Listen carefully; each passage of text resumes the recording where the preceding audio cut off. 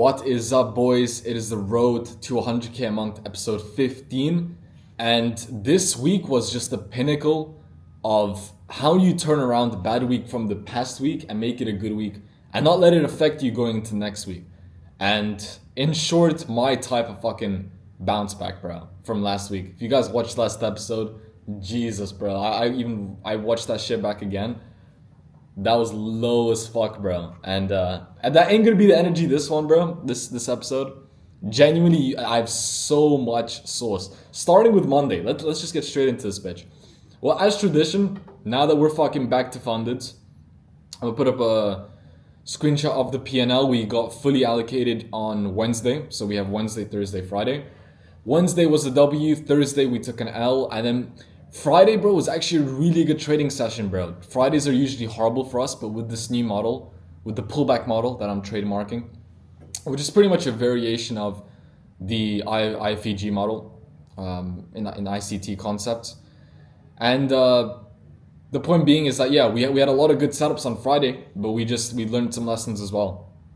But on Monday, this was my intention. So coming from such a negative week last week, and this is a practice I'm going to be continuing going into the following weeks. I go into the week, from that week forward, with an intention.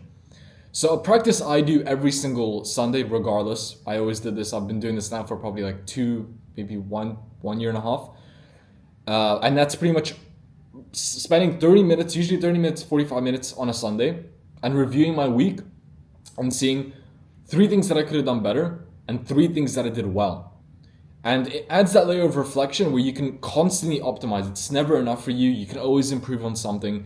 And then with 3 things well, you give yourself praise. You see where you actually did well and where you should continue to double down from. To add to that, I'm now going to be putting literally a fucking word or a couple words to describe the intention going into next week. And my intention on Sunday, when I was doing that reflection, when I finished episode 14, was 2 things. Detachment, number 1. Normalization, number 2.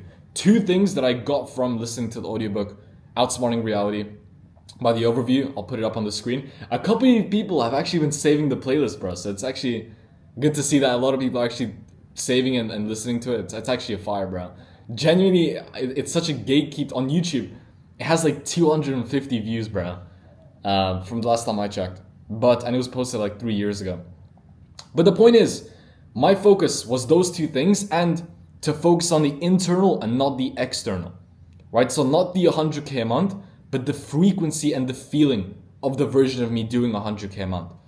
And essentially the mindset is chase the frequency, not the fucking external. I don't give a fuck if I passed evals. I don't care if I blew evals. I didn't give a fuck if I got funded, if I blew it, if I made so much fucking money. I didn't give a fuck because I was detached. And number 2, it was normal for me. Whatever happened, hopefully to the upside.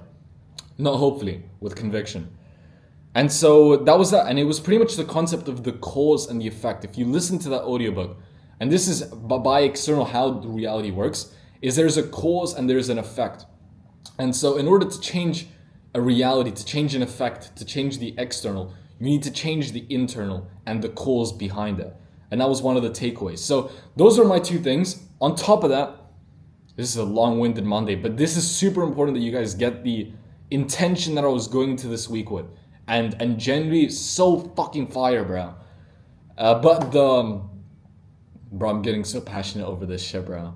And then I made a quote. I made a fucking quote. And that quote was trademarked by fucking Jake. And you guys are gonna be like, this is so simple, I don't get it, bro. Let me cook, bro. The quote is 4 fucking words.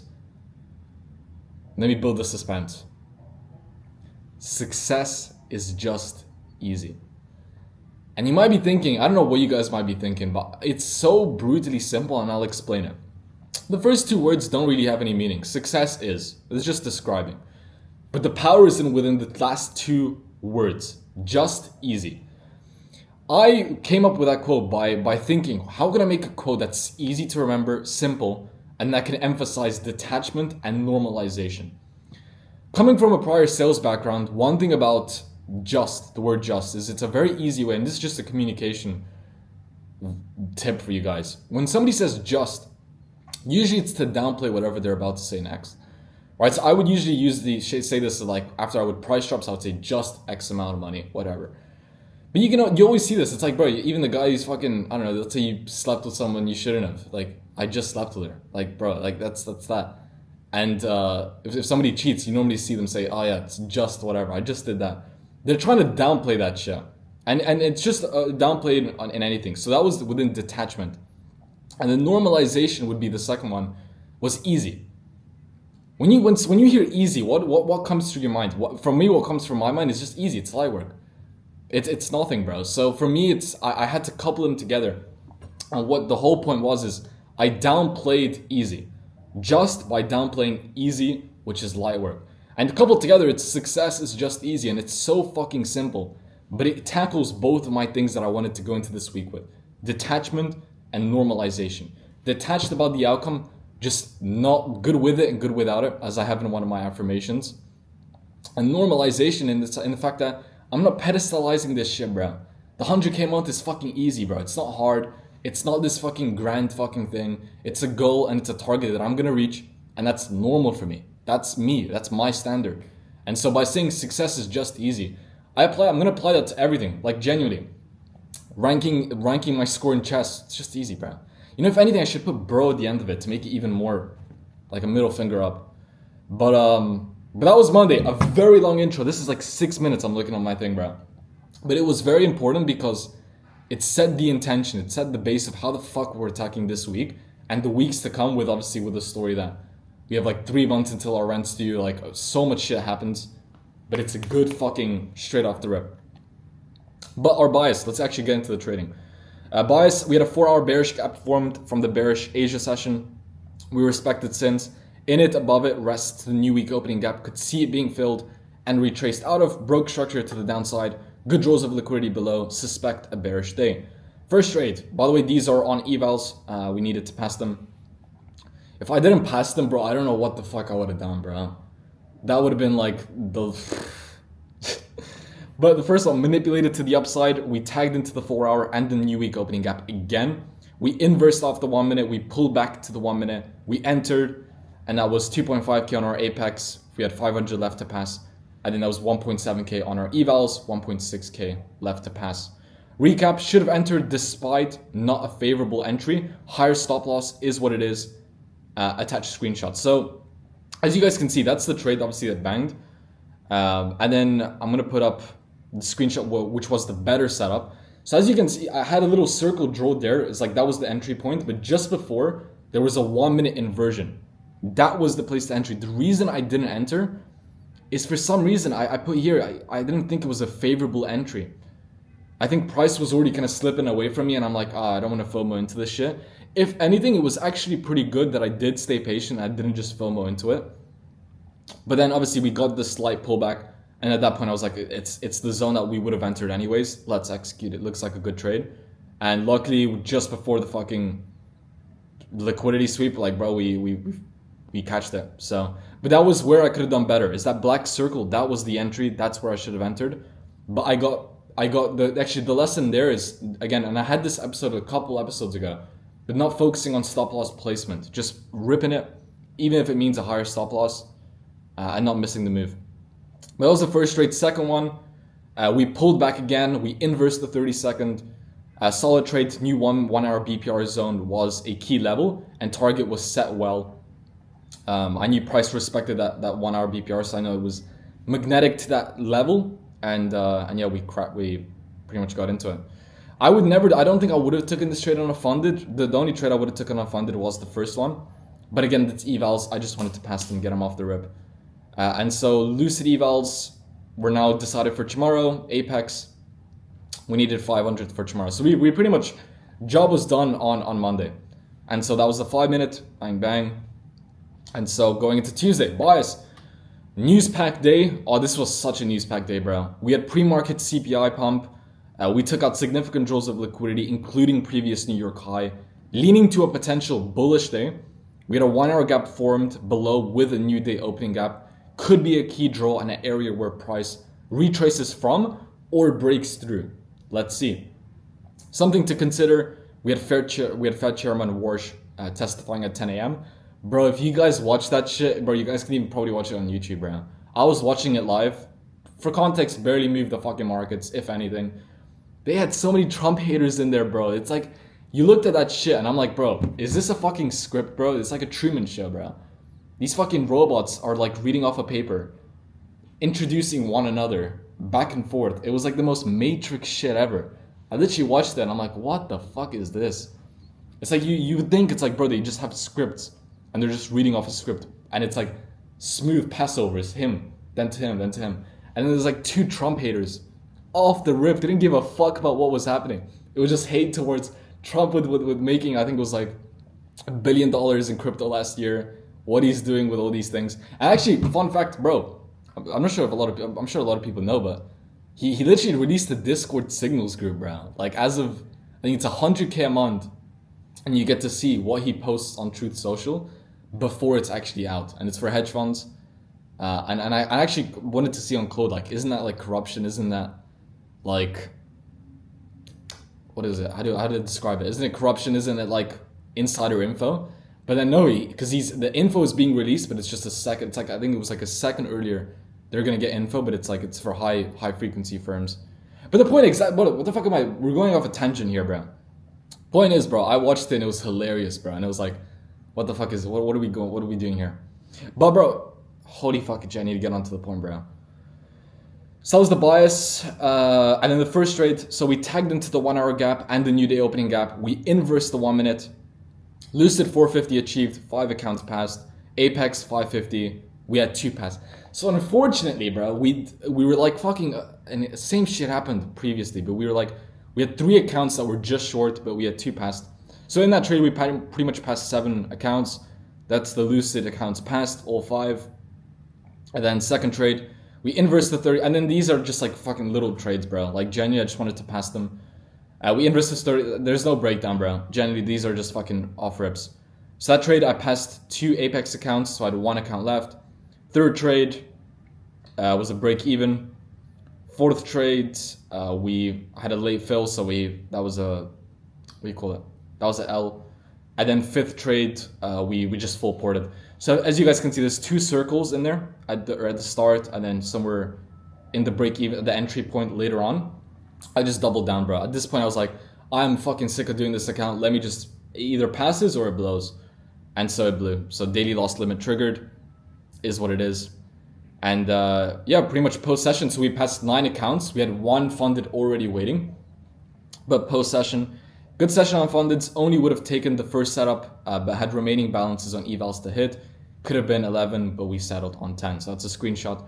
That's our 10 accounts, 5 Lucid, 5 Apex. Could have had 11, we settled on 10. Going to Wednesday. One thing I've been doing, a really good resource for you guys. I think he's actually based in Dubai as well. You know, not hopefully, bro. I wouldn't be surprised if I'll ever end up being on that podcast. For real, bro. I think I will. Because I love and it would be a good full circle moment. Like if I go into that podcast, which is Titans of Tomorrow by Wakar. I hope that's how you pronounce his name, bro.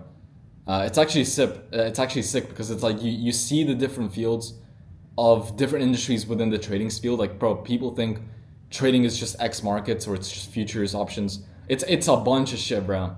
You have fundamental traders, technical, you have wealth management, hedge funds, high frequency, discretional, so much fucking... you know how I look at it, bro? I look at it as like a martial art. And just how in martial arts you have different regions who specialize in different techniques and in different sports when it comes to martial arts. I look at trading the same, bro. It's just different people who have different arts. I'm just practicing one. And so I've been listening to like one of those podcasts a day, bro. And yeah, I think he's based in Dubai, so it'd be pretty sick if I end up making an appearance one day, for sure. But Wednesday, bias was high time frame, bullish high time frame. New 4-hour gap formed, plus a 4-hour gap, plus another 4-hour gap, and new week opening gap from yesterday that was broken through. Would be interesting to see how well that holds. We had a very key draws of liquidity swept pre-market. Could see a reversal happening, but high time frame bullish, and would likely like to see how price reacts to both the 4-hour gaps and a potential breaker structure. Fed Chairman Warsh testifies at 10 a.m. again. Again, this one I didn't even fucking watch it. I wasn't gonna watch some bullshit fucking script happening again, bro. Fuck that shit. I didn't really see a massive effect. Blah, blah, blah. And then first trade, bullish new week opening gap. Yeah, bullish new week opening gap and 4 hour gap completely broken through at open, removed from the chart so it looks cleaner. We saw pullback opportunity confirmed. We tagged into the 4 hour gap. We inversed the 30-second. We entered. And that was our first trade on our funded, bro. We smacked that shit. 274 across 10 accounts. Thoughts? Decided to cut it there despite draws of liquidity above, due to them being quite a while ago and first trade on the fundeds. So all those draws of liquidity that you can see above, they were from quite a while ago. So that where I exited the position, that was pretty much at the key level, the relative high, at open. And so I was really confident that, bro, we were gonna take that shit one way or another. And so I just took my wins, and it was first trade on fundeds. I wanted to make sure everything was clean. I knew how to exit orders and leave it. Pretty simple setup. But that was that. Recap, good break even. We went break even at the 5-minute gap. We trailed our stop as well to the point where the position closed. Actually, yeah, we trailed our stop all the way till it closed, and then it fucking tanked after that point. So it was like literally on the fucking money. We had a little chop. Stayed patient when we had a little chop. Knew that the relative high at the open would have been swept for sure. And as soon as it did, we just left. And then so post trade break even. So we would have likely just got a break even at that point. Second trade, we took a small swing, 1 micro at each account, super bullish, past the 30-40 minutes with no retrace. We saw 1 minute, what the fuck am I saying here? Yeah, so 1 minute inverse targets were gaps below. I don't even know what these aren't really good descriptions here. We trailed break even fairly soon, a 2-minute gap wrapped up or whatever, and that was a break even. And so that was I then actually hit TP at the end. But it is what it is, bro. It was later in the session. It wasn't a 8++ setup, so I just went break even. It is what it is. Post session, we finished after 1 hour 12. A flight, and yeah, I felt the slight need to want to trade more. And this is something I'm going to continue to focus on. And I've seen a lot of traders, by listening to the likes of like that Titans of tomorrow, over trading is such an issue, bro. I think with the model that I'm trading, it's very much one thing I've noticed. I'm going to be getting a lot more break evens, a lot more, just because with the model that I'm trading, I would rather be more risk averse and not take L's, bro. I really want to protect my capital. But to add to that, what was the point, bro? Let me circle back. The point was that, yeah, bro, the over trading. And so, yeah, I pretty much, after 1 hour 12, I noticed that with this setup, I'm probably going to be getting off the charts much sooner. And it's going to be a discipline thing, bro. Because for me, it's like, I don't know, you always have the itch to want to trade more. And that was it, bro, low-key. Like, that was a decent setup. But at the same time, it's just trying to scratch an itch, bro. And at that point, it's like, bro, just get off the fucking charts, bro. You took your win in the morning. No need to fucking make, just a regular setup. And so, and yeah, I put here, as crazy as it sounds, didn't feel like 2.7K for the day was enough. But grateful nevertheless. And that's really good. Like, people can say whatever they want to that, but for me, that's good, bro. Because it's normalizing the 100K month version of myself, the 100K month version of myself. Bro, fucking 10K a day. A 10K day doesn't mean jack shit, bro. It's just a 10K day. And so it's good that I actually felt that, but yeah, I put here, need to get programmed to winning again and not scratch the itch, pretty much. And so going into Thursday bias, we were looking high time frame bearish. We had a new 4 hour gap and a 1 hour bearish. Looking high time frame bearish, new 4 hour gap and a 1 hour bearish gaps formed above. Previous session, draws of liquidity above, but good draws of liquidity held below. Would be looking to see how we react to the 1 hour and the 4 hour gap and enter upon a retrace if presented. But let's see. The first trade, we got a bearish, and I think we did get that retrace, but I think it was small, but let's see. Respected the 1 hour gap from open. Very good previous New York session draws of liquidity below, plus key draws of liquidity from even prior sessions at the same level. We pulled back into the 5 minute, we inversed the 30-second, we entered 4 contracts, and that was a break even. So we had a clean entry from the 1 hour gap. So yeah, that was one thing at the open. we could have probably took that setup at the open from that 1 hour gap. The only thing for me is we'll have to see how this continues to go, but I don't like taking trades from the first 10-15 minutes of market open. I tend to find there's a lot of manipulation, there's a lot of decision making from quants and from the institutions on how things are going, and I think it's super volatile and messy. So I kind of like to see how things kind of slow down, but honestly, it was a really clean setup from open, from that 1 hour gap. If that was later on in the session, 100% that would have been the setup. But then as we got into like, I think it was like 45, so we entered in that 5-minute gap and just took a swing. And so it was a break even. And I think we probably would have hit our stop loss if we didn't put that break even that early. And that was that. So second trade, we took out initial relative high at market open. We inversed the 30-second, we entered. And thoughts break even was at the top of the 5-minute gap. Should have closed when got the chop. Recap, optimal setup was from the 30-second of the 4-hour gap above. So I'm going to put up a representation. What I should have waited to do was wait to see if price sweeps the Asia level right above. More patience needed. So as you guys can see in that screenshot, there's a green line. Green lines for my charts are Asia session key levels, whether it's high or low. It was right above, bro. Like, it was right a fucking above, bro. And what I should have done is not FOMO'd into it. I think I FOMO'd into it thinking like I don't want to. I feel like it could tank, and it kind of did. Like, look, the first gap was the 1 hour we broke through, but then we had a second 1 hour gap above, and price started to slowly slow down. So it was a valid setup, but what I should have done was just have more patience, and I have the acknowledgement of knowing like there's a 4-hour gap above, and we got fucking Asia. I think it was Asia low right above. So like the optimal setup was to wait, and kid you not, I'll put up the screenshot of the optimal setup.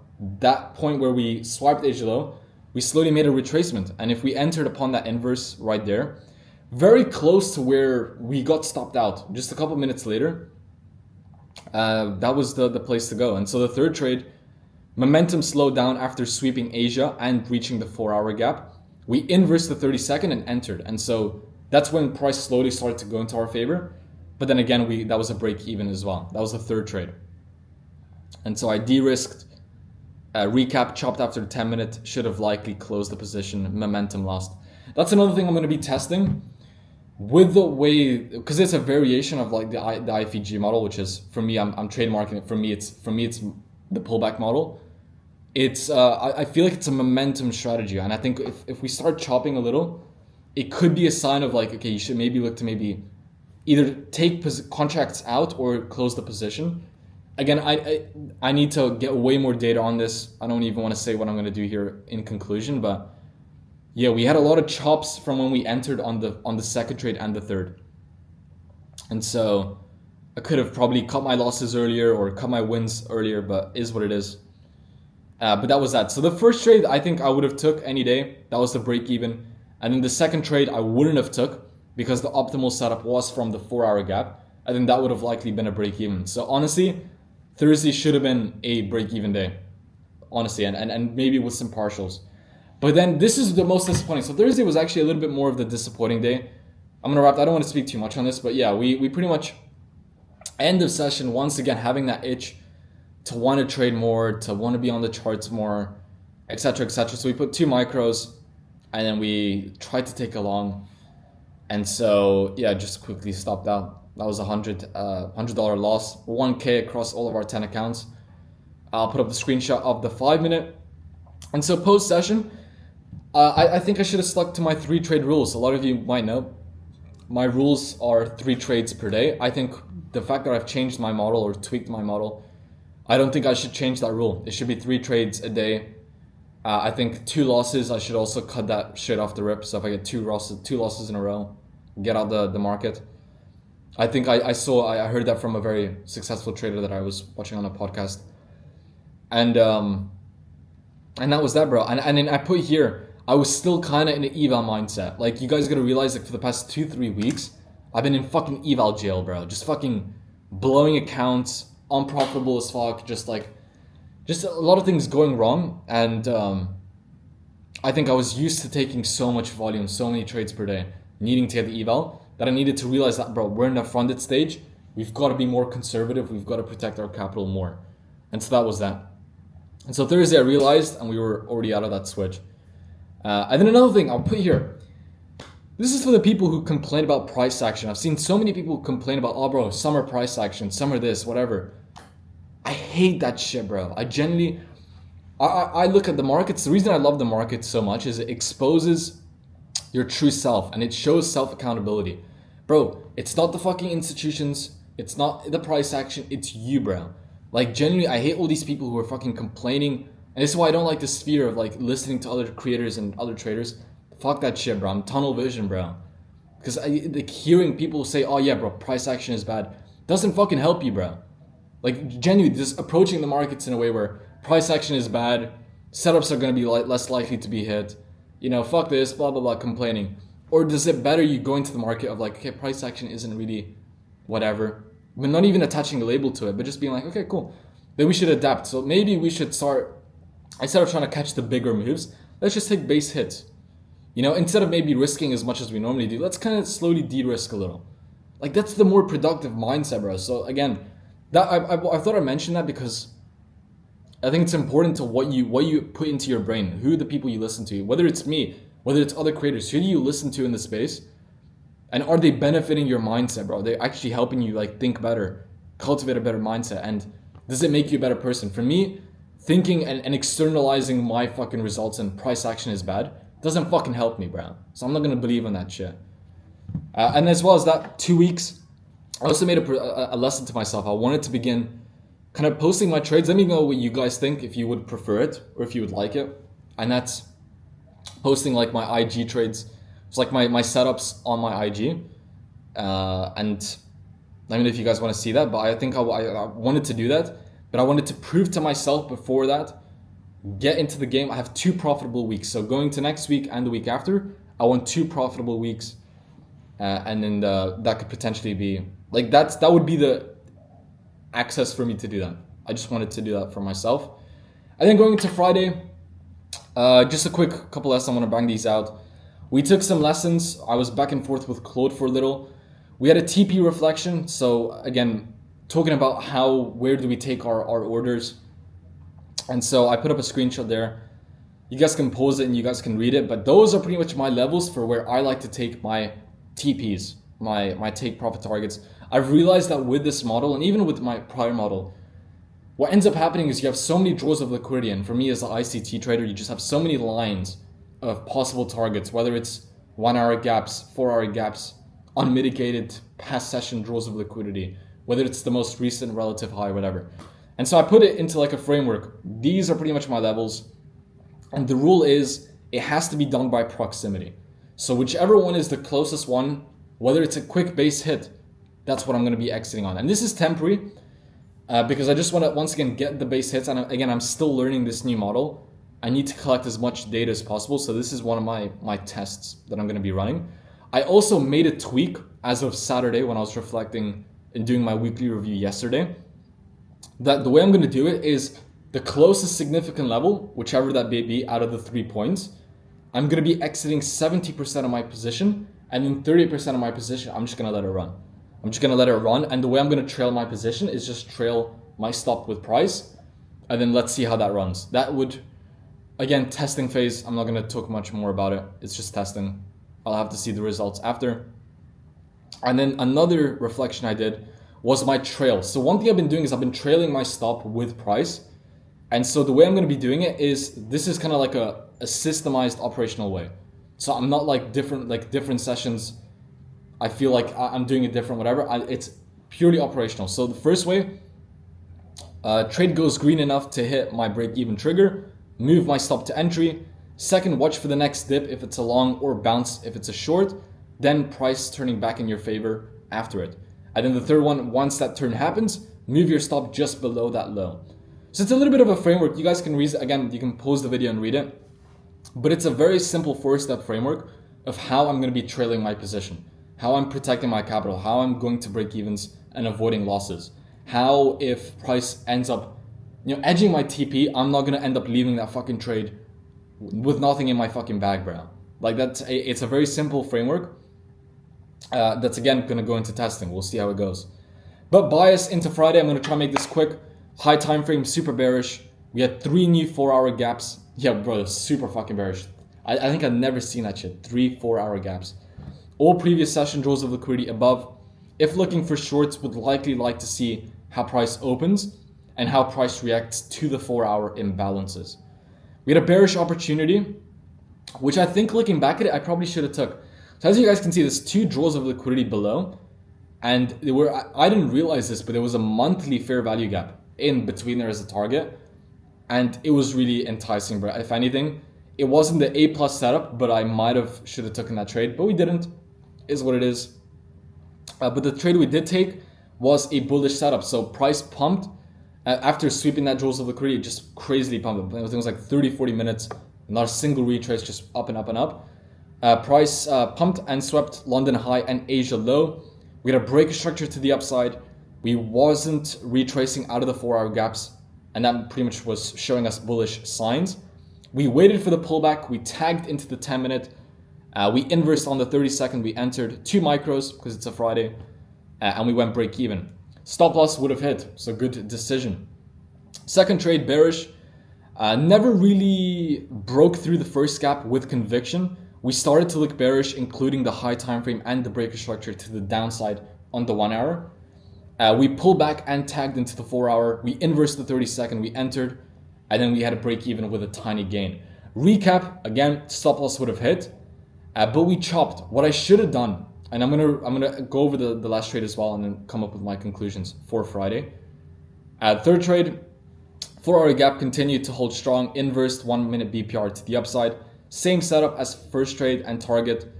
Recap was only copy share. Yeah, this kind of sucked a little, bro. This could have been a 1K day. I just closed my position early. I was only trading on 1 account, bro. So my other 9 accounts for some reason were quickly disconnected. Is what it is. Could have been a 1K day across all of them, but we cut it out. Is what it is, bro. And so my post-session reflection was Friday. One thing I've realized for the past 3 Fridays, price action per se is a lot more fluid. And especially with this new model that I'm trading, I don't think I'm going to have that issue that I used to have on Fridays that a lot of you who've watched the earlier episodes might know about. I don't think I'm going to have those issues as much, but I'm still going to be de-risking. But what I should have done, and what I knew going into the session, but I realized only afterwards, bro, we were on an OPEX Friday, bro. For those that don't know OPEX, what OPEX is, it's when options contracts are expiring, and it usually means very volatile, very choppy sort of markets. And when I look at all those 3 setups, especially the second setup, which I'll put up on the screen, that could have banged, bro. Like that was a 1.8 risk to reward trade. Once it was chopping towards the bottom, I should have just closed my position and called it a day, bro. But I didn't, and I think part of why price maybe didn't have the conviction it needed to was because it was OPEX Friday, and volatility and liquidity in the market was low, and like I said, options contracts were expiring.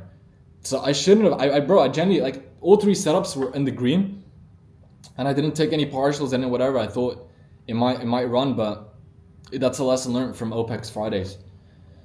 And so Saturday, one thing I might do, again, this is just a feint thing. I'm going to reflect later today, as I always do on Sundays.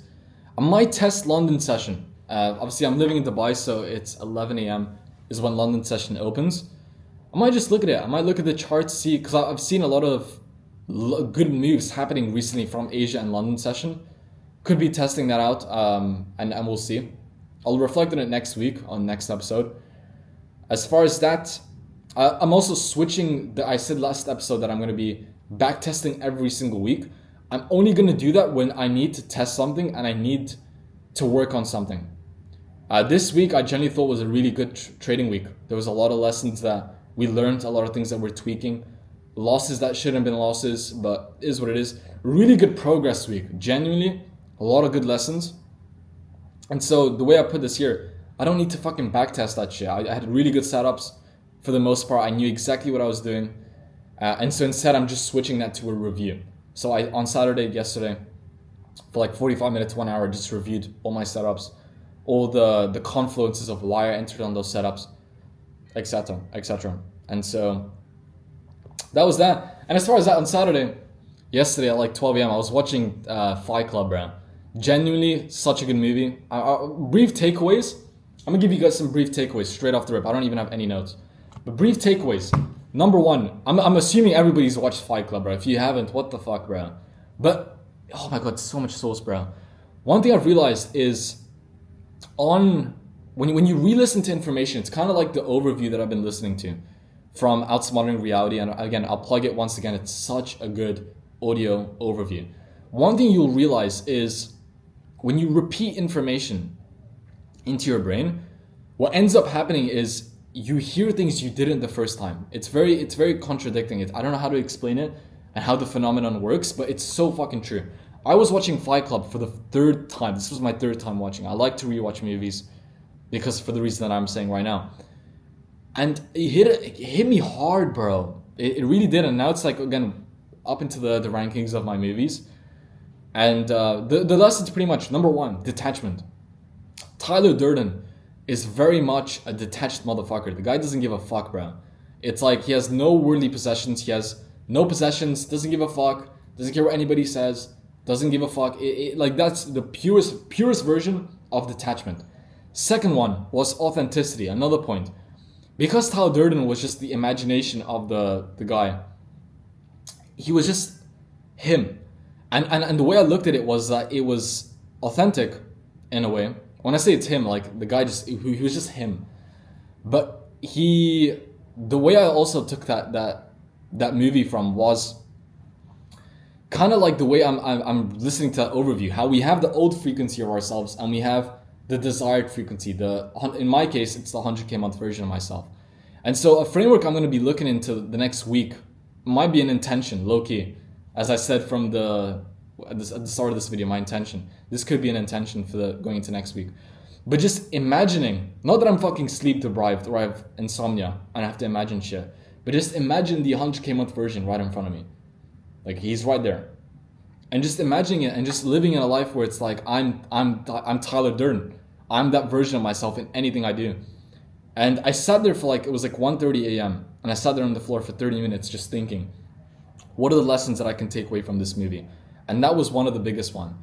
And it's kind of like I said, it's what I'm going through the overview. If you guys are listening to that overview, you will tend to find always that battle between the old frequency and the new frequency. And that movie is just, it's a fucking bum. Or it's not a bum, but it's just like a guy, regular 9 to 5, whatever. And then it's the peak version of himself with Tyler Durden. And so, peak movie. And yeah, bro, third time watching it, definitely it ticked something in me, bro, that made me like, holy fuck, bro, I want to be that, like, I need to embody that energy way more, bro. I need to just like amplify that shit more than I am right now, I feel. But, bro, holy fucking rant, bro, 38 minutes, longest video yet, I think. But I hope you guys took away from that. Genuinely this is the highs and lows, bro. Like, genuinely such a fucking low last week to, again, a step into the right direction and a W week, bro, with a lot of takeaways. So I hope you guys enjoyed. As always, hope you guys had a good week. Hope you guys have a good week going to next week. Aside from that, keep fucking crushing.